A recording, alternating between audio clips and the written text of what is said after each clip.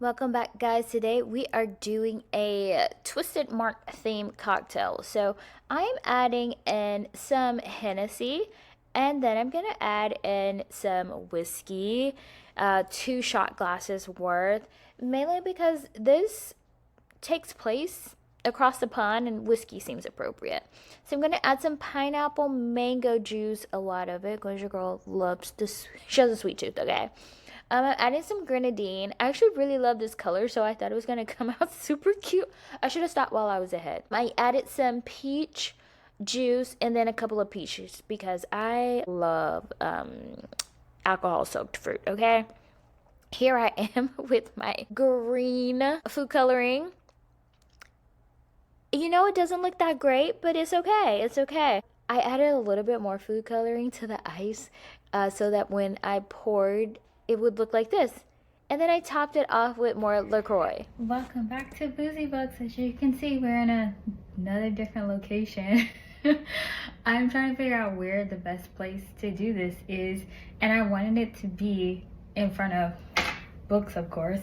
So here we are. So we're gonna work with this for a little bit and we're gonna see.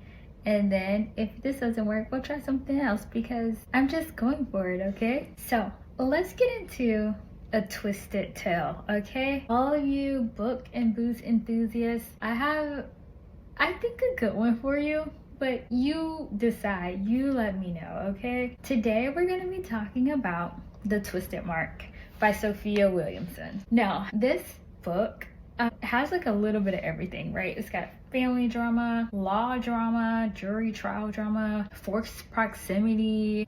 I don't even want to say enemies to lovers because it doesn't quite give that. It's got a lot going on, okay? And it definitely kept me interested throughout. Sit back, relax, grab your cocktail,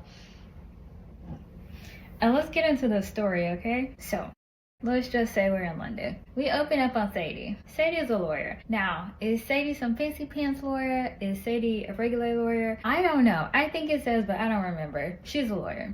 She's got her life together. She's doing her thing. She's going out with the guys. Sadie is very sex positive, and we love that for her. Okay, so that got a point for me. So Sadie is a single girl. She's going out on these dates with these men. We know a little bit too much about her sex life, and we're gonna keep learning more about her sex life, which is fine. We listen, we don't judge. So anyway, Sadie's about to go on this date with this guy who's like seemingly her type, except like maybe not, because he seems like a little boring. And once they go on the date is like blah blah blah. They go back to her place and Sadie's like ready to get it on. I would describe the date as like polite, but nothing that would make me have a guy over at my house. But that's just me. Okay. So Sadie's ready to get it on. And like I said, we listen, we don't judge, but like we also like to play it smart. So like, why are you jumping into bed with a stranger, right? Anyway, the guy seems like super vanilla. So vanilla that she has to think about somebody else while she's getting it on.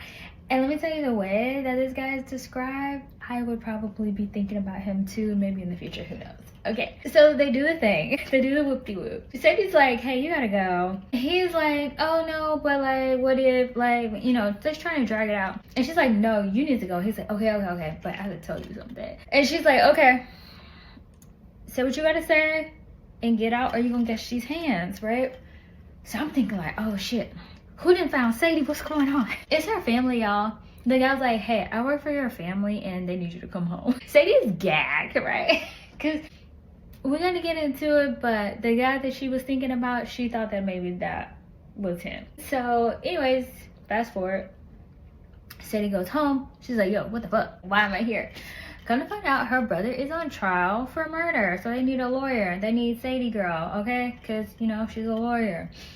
And apparently she's a trial lawyer, so it all works out. So her brother's on trial for murder. And who did he murder? Well, Sadie's family is like, you know, the best way that I can think of them, they're like a gang family, you know? And so they have a rival gang. And the rival gang's patriarch is the one who was murdered, is the one who her brother is on trial for murdering. But guess who his son is? The guy who's murdered is the guy that Sadie has been thinking about. So you're just like, wait, what is going on here? Like, y'all a little too intertwined. Well, come to find out, before Sadie moved to London, her brother was doing some weird, creepy kind of fuck shit. The guy that she was dreaming about, his name is Gabriel. And let me take a second. Gabriel is my absolute favorite name. I hear the name Gabriel and I'm just like, oh, that is the most beautiful name ever since I was a child. So also extra points for the author for using Gabriel.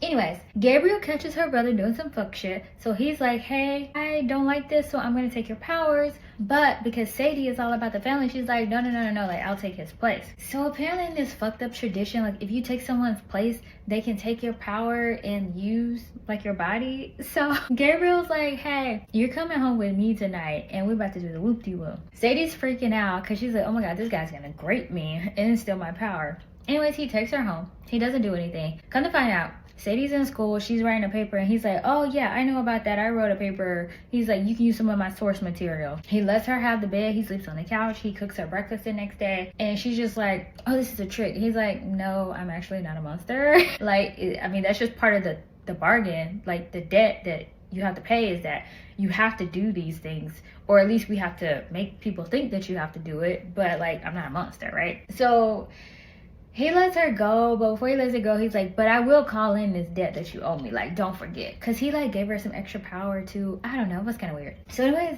Sadie was like, oh, hell no. And she, like, leaves. And she runs away to London. Now, this is the first part where I'm just like, this isn't feeling too believable to me. And I know, it's a romantasy series, but, like, I just need a little bit more believability. Because you mean to tell me you got a girl who's in high school, who has a guy who I presume isn't in high school anymore, maybe like college or just finished college, who is described as like the finest man walking ever, and he wants to have sex with you? And you say no? Like, we listen, we don't judge, but I'm just saying, if it was me, hey, let's call in that debt. Let's call it in whenever you need to. I'm ready. So I'm just like, okay. Anyway, so there's also some shit with her family, which is also another reason why she left. It's basically phrased as, this guy is like a horrible guy. He's a monster. He's going to try to grape her, so she needs to run away. So she has powers too, like her family. But she hasn't been using them because she doesn't want to alert him to where she is. Anyway, so we fast forward. We're back in present day. So we're going through this trial, right? And we're like, why the fuck did her brother kill this guy? Why now? Like, what is going on? Also, he used the gun. Like, you got powers. What you using a weapon for? Like, something easily traceable. All these people have seen him, all this stuff, right? Come to find out later, he didn't even do it. Do you know who did it? Do you know who did it? Can you take a guess? You can probably take a guess. Gabriel. Do you know why? Now, this is what I didn't know. Because I was like, probably something going on between the dad and the son, and maybe he got mad and he wanted to, like, you know. But come to find out, Gabriel's mom is a demon. Was a demon. She ended up dying because of the dad. And so, like, she wanted Gabriel to avenge her death. So that was that.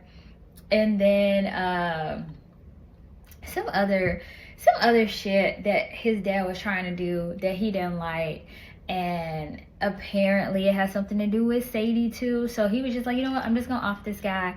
I'm gonna avenge my mom, and I'm gonna save the girl that I love. And I'm using it in air quotes for a reason, okay? Because once we come to find out that her brother is innocent of this particular crime, and that Gabriel is the one who committed it, like, he literally orchestrated this whole thing just so Sadie girl could come back to town.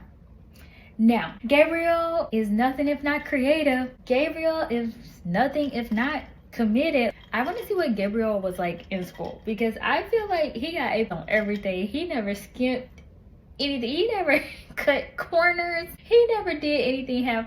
Gabriel is, once his sight is set on something, is over with. It's done. He getting an A+. Everybody in his group getting an A. Like, doesn't even matter. Because, like, what? You orchestrated this whole, you didn't kill the guy. You are prepared to have one guy go to jail for the rest of his life. Also, you can see this girl, so you can tell her that you love her, but you're actually not in love with her because you don't even know her. You only met her that one time.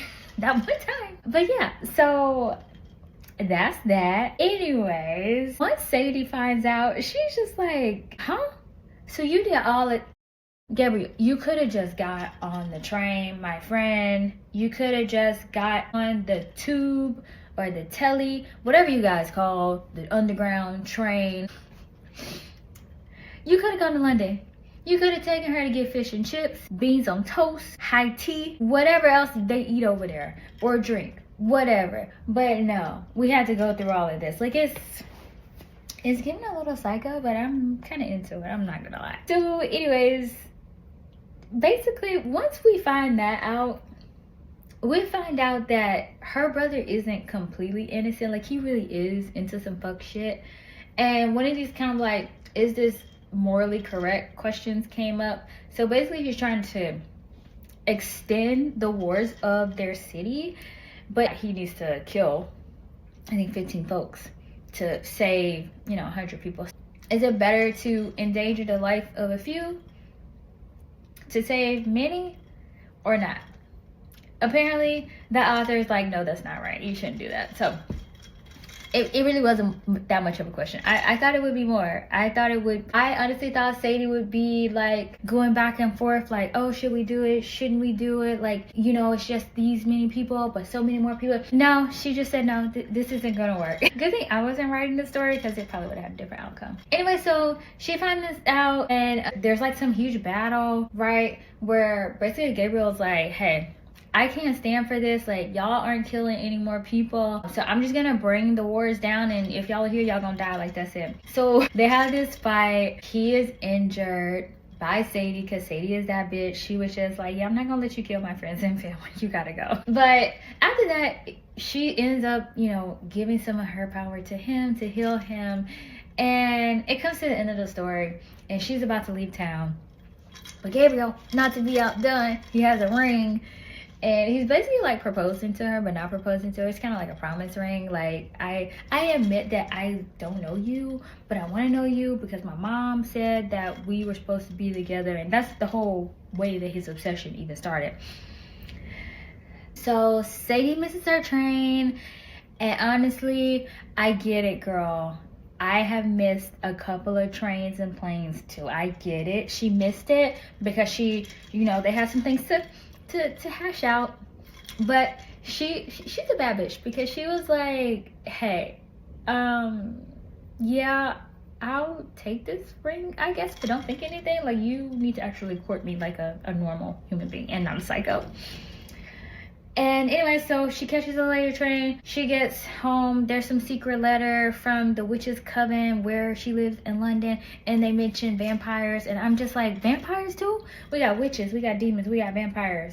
What? Anyways, there's a lot going on in that story, but what a wild ride that was for me, because maybe there's some tropes in here that you guys are like aware of and you could have easily caught on to it. But what gagged me in the first part was when the guy was from her family, and I was like, oh, this story is not gonna go the way that I thought it was at all, because I definitely thought it was Gabriel. But yeah, twists, turns, family drama, courtroom drama, friendship drama.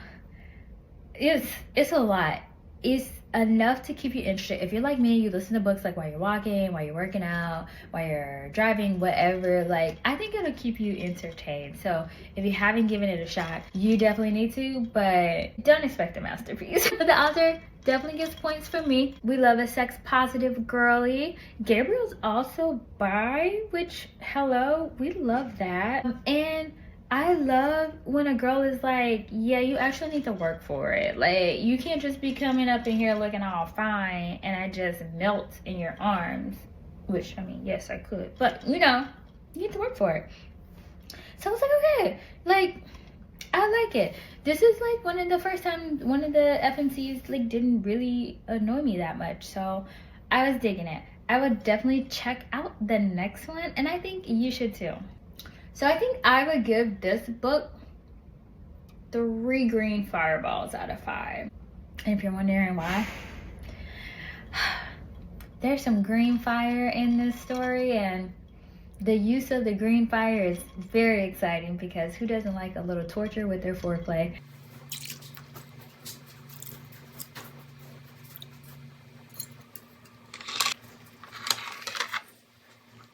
Alright, that wraps up this week's episode of Boozy Book. Be sure to check me out next week. Still don't know what I'm reviewing, but you know what? Why don't you just drop down what you think I should listen to, and then we'll like do a boozy review of it, okay? As always, thanks for tuning in, where we discuss books worth sipping over.